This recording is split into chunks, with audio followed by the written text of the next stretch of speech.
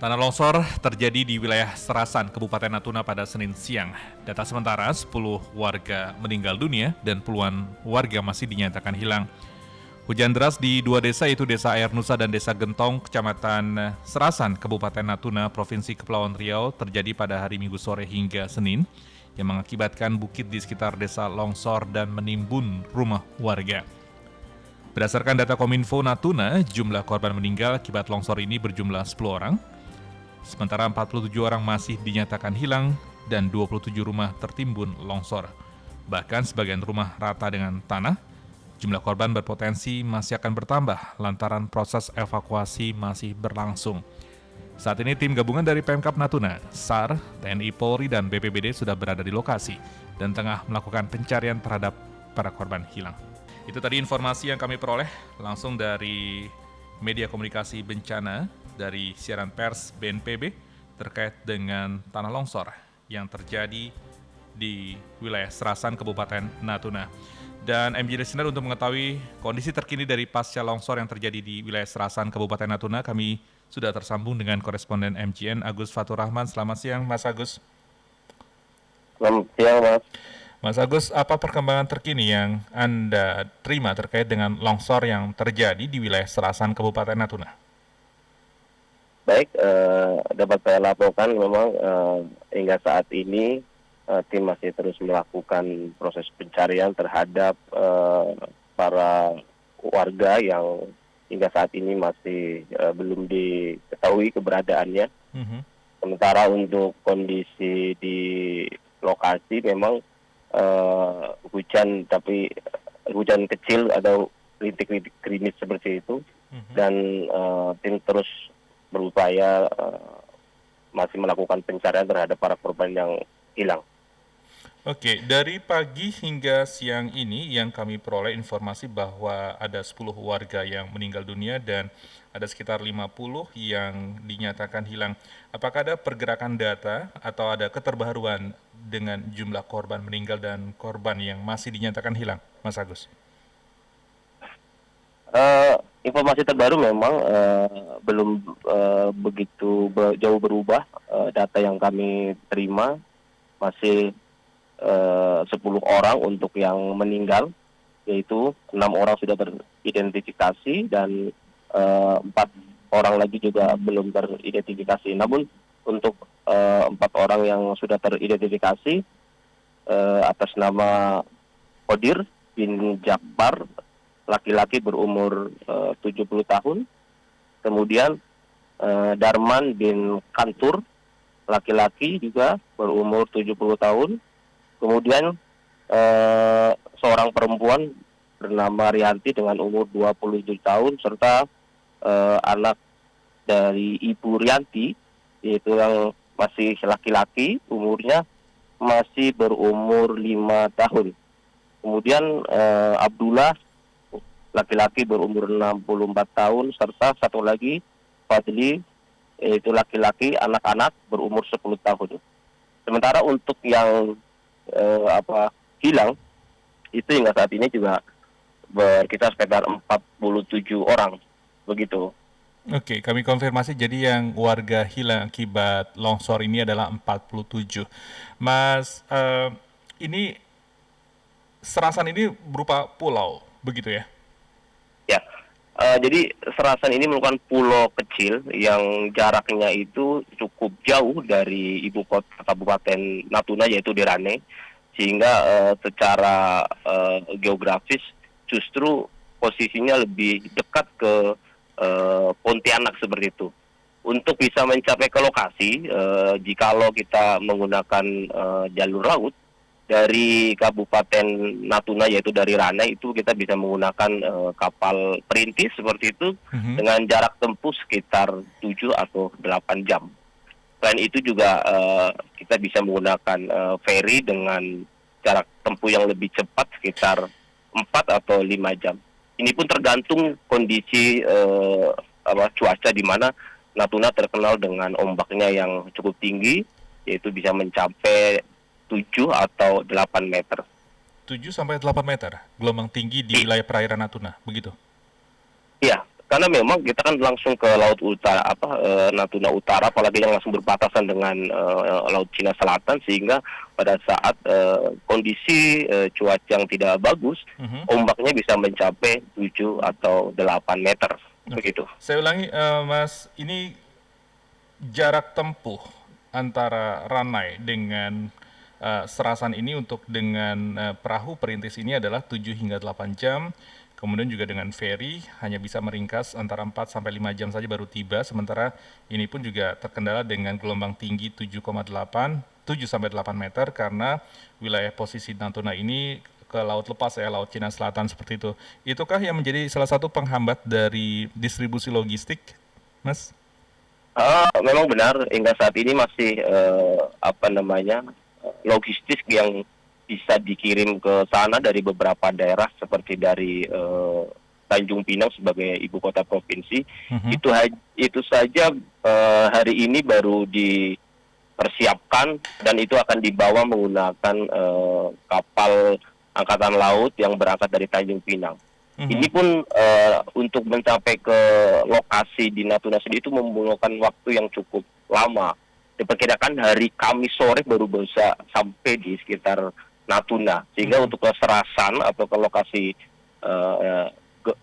longsor terjadi itu juga pasti akan membutuhkan waktu, sehingga sampainya bantuan dari provinsi itu bisa Jumat malam atau bahkan Jumat pagi seperti itu. Oke, jadi pun kalau misalkan ada bantuan dari Ranai, ini hanya bisa melalui jalur laut, begitu, tidak ada jalur penerbangan helikopter sekalipun?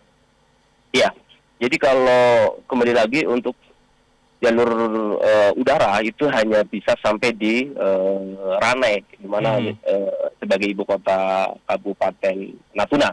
Sementara untuk di selatan sendiri tidak ada airport atau bandara yang bisa kemudian digunakan untuk mendistribusikan. Tetapi kalau menggunakan pesawat helikopter mungkin itu baru bisa terdistribusikan. Itu pun juga dengan jarak yang cukup jauh seperti itu. Dan saya saat ini juga sedang melihat peta wilayah Pulau Serasan. Ini begitu banyak kelukan dan memang ada beberapa pelabuhan ya, salah satunya Pelabuhan Serasan, Pelabuhan Datu Ampar itu pun juga sepertinya ada di balik sisi pulau lainnya. Yang paling dekat ini adalah Pelabuhan Serasan, begitu Mas Agus ya? Serasan.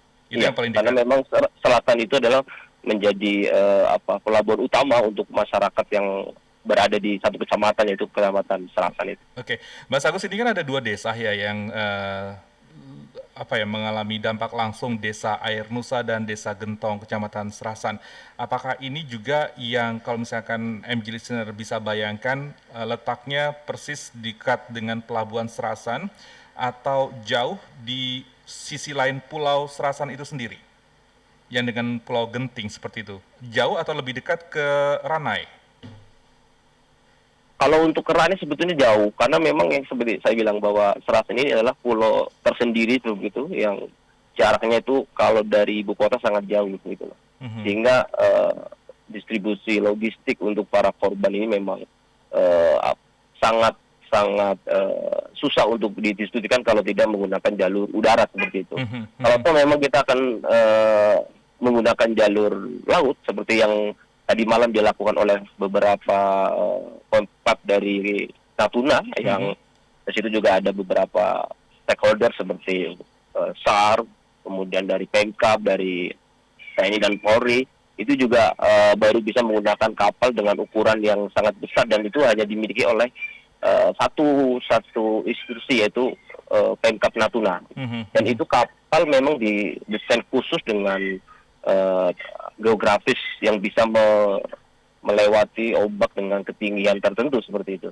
Oke, memang tadi Mas Agus juga sempat menyampaikan bahwa wilayah yang terdekat itu justru dari Pontianak ya?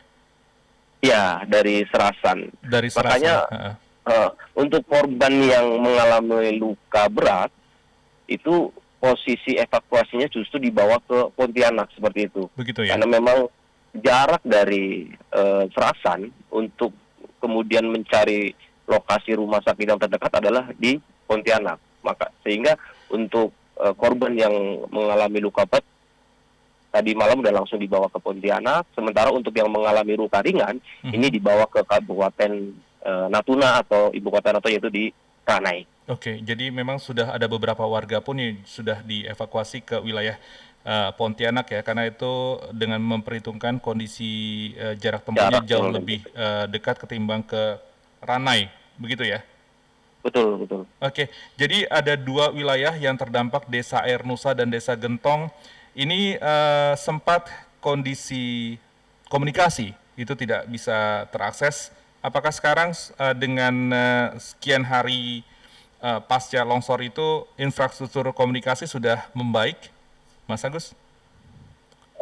Untuk komunikasi memang tidak seperti di beberapa daerah ya, karena Serasan merupakan salah satu daerah yang masuk dalam 3T, terluar, terdepan, dan terkecil seperti itu, sehingga komunikasi juga sangat terbatas gitu.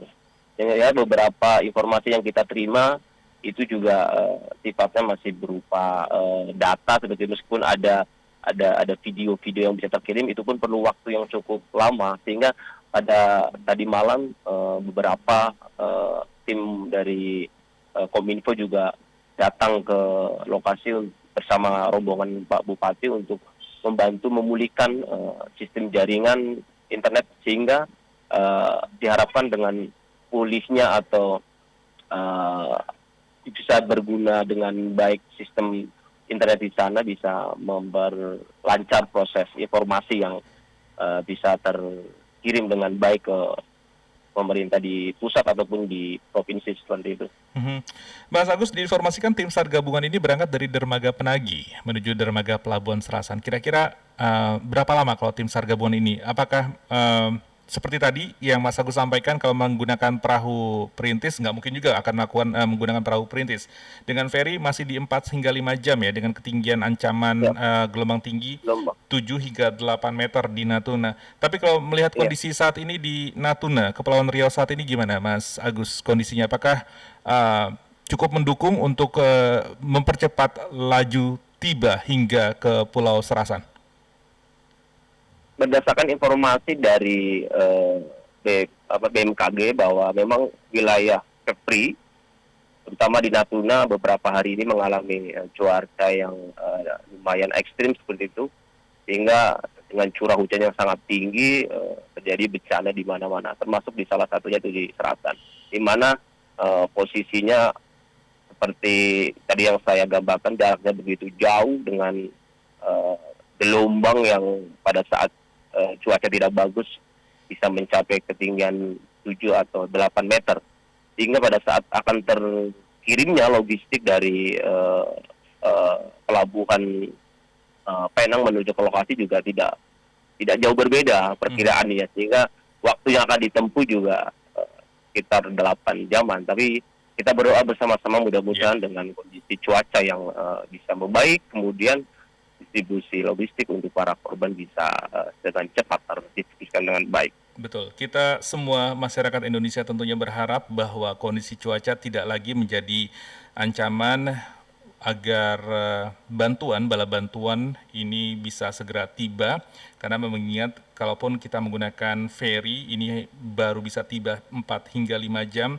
Ini adalah tumpuan harapan buat warga di Pulau Serasan yang saat ini sedang menghadapi bencana tanah longsor di 2 desa yang tadi disampaikan oleh Mas Agus, dan mereka amat sangat membutuhkan bantuan. Dan sejauh ini juga sebenarnya sudah ada tim AJU ya, tim pendahulu Basarnas dan SAR yang sudah tiba di lokasi ya, Mas Agus. Betul. Jadi untuk personil yang tadi malam bersama dengan rombongan dari Pemkot Natuna itu sudah ada dari Basarnas itu ada 37 orang, kemudian personil dari Polres juga 35 orang, dari Kodim 12 orang, Satpol PP 5 orang, dokter 3 orang, perawat 2 orang, dari BPBD 16 orang, serta dari Damkar 17 orang.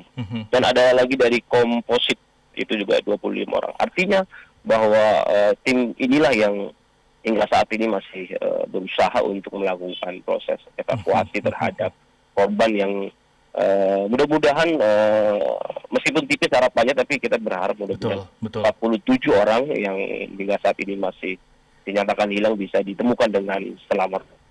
Seperti itu. Dan kehadiran tim AJU dari tim SAR segala tim lainnya pun yang sudah tiba di Pulau Serasan ini bisa membesarkan hati warga kalau mereka tidak ditinggalkan, kalau mereka masih dirangkul, kalau mereka masih di dalam naungan kita semua, bahwa mereka tidak ditinggalkan dan tidak menghadapi bencana ini sendiri, sehingga ada besar harapan buat mereka, membesarkan hati mereka bahwa mereka akan baik-baik saja, dan bala bantuan yang jelas tetap terus dialirkan ke wilayah Pulau Serasan sampai kemudian kita bisa menjalani kehidupan normal kembali.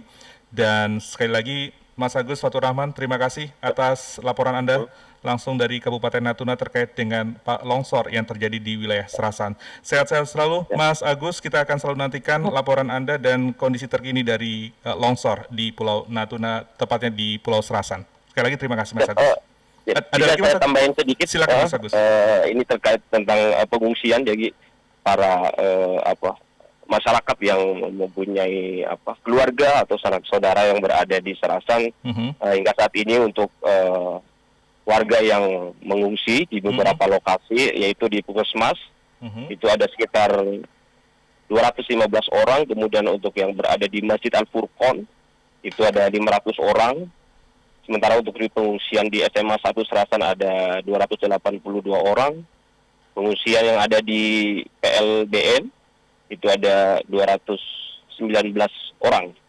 Jadi lokasi-lokasi inilah yang hingga saat ini digunakan sebagai lokasi pengungsian para korban atau keluarga menderita tanah longsor pada Senin siang kemarin. Iya, Begitu, karena ada sekitar 1.216 warga pengungsi juga ya yang menjadi korban, dan mereka juga membutuhkan logistik. Tadi Bupati Kepulauan Riau juga menyampaikan semoga untuk logistik ini bisa aman hingga 5 hari ke depan, dan terus akan diinventarisir kebutuhan-kebutuhan apa saja yang dibutuhkan oleh warga. Jadi jangan sampai kemudian warga tidak mendapatkan logistik, tapi juga kita berharap memang yang menjadi perhatian kita adalah jarak tempuh ya, dari Ranai ke jarak tempuh. Jadi sehingga warga masyarakat juga bisa memahami, dan kitanya juga yang berada di luar Pulau Serasan juga bisa terus berupaya agar warga merasa ternaungi, agar merasa mendapatkan berbesar hati karena mereka tidak ditinggalkan. Pemerintah tetap berupaya untuk memberikan logistik seperti itu. Mas Agus, sekali lagi terima kasih atas laporan Anda, dan sehat-sehat selalu. Kita selalu akan nantikan laporan Mas Agus Fatur Rahman terkait dengan kondisi pengungsi di Pulau Serasan akibat longsor yang terjadi pada Senin siang kemarin. Sekali lagi terima kasih Mas Agus.